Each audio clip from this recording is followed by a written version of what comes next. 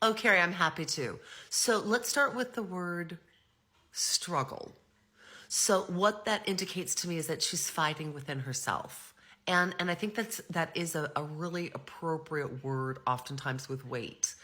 The challenge with that means that we're rejecting and we're fighting within ourselves instead of working with ourselves, grounding into ourselves, dealing with where we are.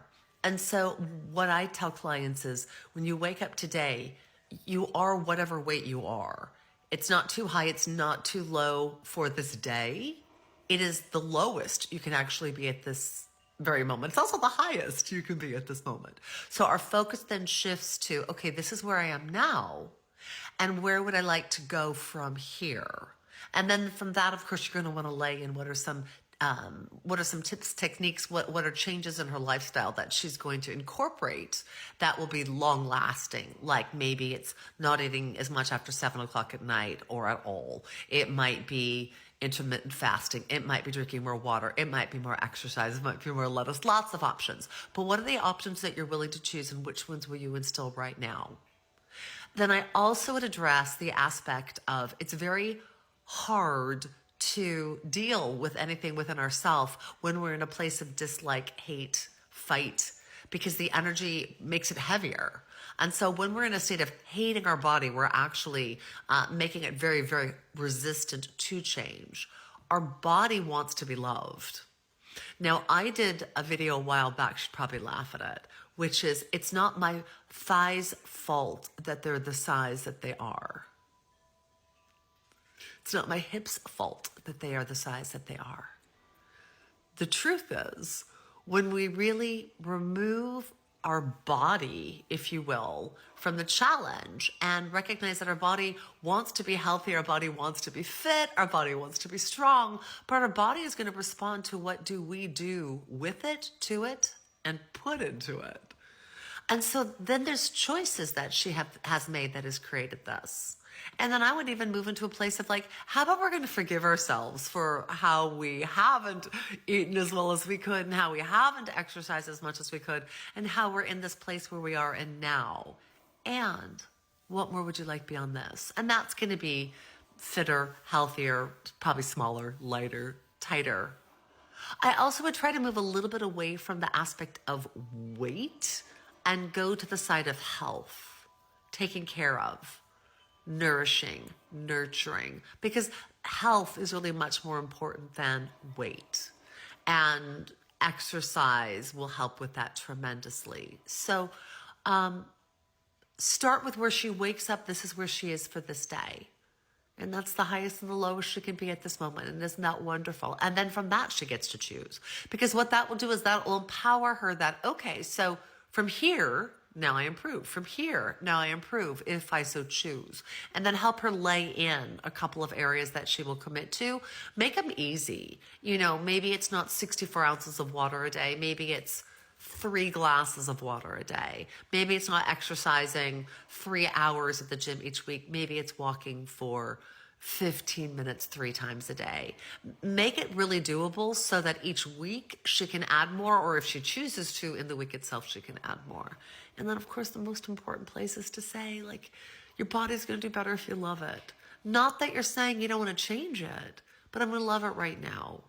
I'm going to love it right now where it is. When I shattered my wrist, it was really important for me to love my wrist exactly as it was, in its impairment, in its gimpiness, in its pain, so that my wrist could feel that I was taking care of it and I would protect it. And so I'd help her with that. Like, love your body for its functionality, love your body for its mobility, love your body for its strength. Maybe not completely for its size right now, but there's also the place to say that I'm going to take care of you. I'm going to honor you and nurture you and feed you better, feed you less, move you more. And to whatever extent it is, I'm going to love you today. Because when she moves into that place of loving herself in this moment, it's a little harder to eat junk food. It's a little harder to overeat because in the back of your mind, you're saying, well, I'm not really loving myself right now. I'd also help her break it down to meal by meal, like this meal right now. And find out what her challenges are. Is it carb? Is it sugar? Is it late night snacking? Is it treats? Is it high fat? Like, what are the challenging areas, times, foods? You can come up with, you'll get a lot of knowledge there. And then speak into what is she trying to fill. We eat because we are wanting to give ourselves something. And a lot of times it is out of boredom. A lot of times it's out of depression. It can be out of frustration. It can be simply because we've gotten really used to it because our tongues like it and we indulge in that way instead of maybe going for a walk. One thing that I talk to alcoholics with is, can you wait 15 minutes? Can you wait 15 minutes?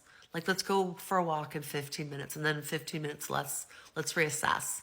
And then sometimes you say, can you go 15 more? There certainly are structural things that she can do. She can go to a certain diet plan and certain things that she can and can't eat, pretty restrictive. If that works for her, that's an option. My guess is it's not going to, because she's struggling with what's going on. So I have a feeling it's going to be more generic in the sense of working with her body, working with her metabolism, working with exercise. But I'd find out where are the troubling times, foods, places, energies, what's going on. How is she supporting herself other than food? She might not be. Especially for women, a lot of us support ourselves, so we think, with food before we will talk to a friend, go for a walk, go to the gym, wash our face, paint our nails. So see if there's other things that she can do that she enjoys instead of just the food aspect. Also check and see how much she's drinking. A lot of times we're hungry because we're thirsty and we're not really aware of that. So if she's not getting adequate water, that can possibly be it. Some of us just have tongue hunger because we have satiated ourselves with things that taste good. And so there might be gum, tea, chicken broth, things that she can do to kind of satiate that. Also, because we're moving into winter, at least in the US, warming drinks can help. Soup, broth, bone broth, chicken broth, tea, those kind of things can warm you and fill you. But my guess is she's trying to comfort herself. So find out, where does she need comfort? She needs to be loved. She needs to love herself.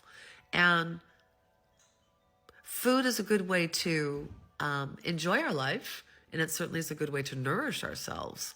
But, and we can absolutely love ourselves with our food. And I think it's important to, but there's the place of, is it love or is it indulgence? And that's something to clear up, because love and indulgence with food is very different. And you can do both, but it needs to be more loving yourself with food than indulging, or we get out of whack. I hope this is helpful. Let me know, love.